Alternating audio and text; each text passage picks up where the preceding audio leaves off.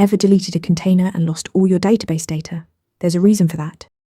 A bind mount maps a specific path on your host machine directly into the container.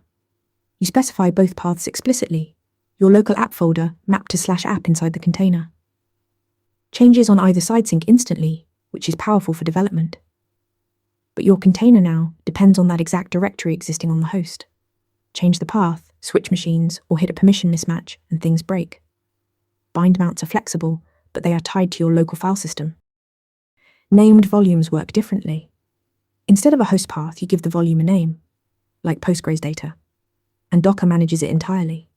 It stores the data in its own internal directory, typically under var libdocker volumes on Linux. The key advantage is lifecycle independence. Delete the container, recreate it, even rebuild your image, and the named volume survives untouched.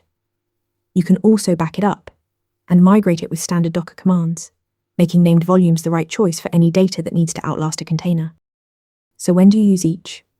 Reach for bind mounts during local development when you want code changes to appear inside the container instantly. Use named volumes for stateful services like databases. You definitely do not want your Postgres data wiped every time you rebuild your image. Bind mounts give direct host path access for speed. Named volumes give Docker-managed, portable persistence for reliability. Drop your answer in the comments to practice. Ready to practice for your next interview?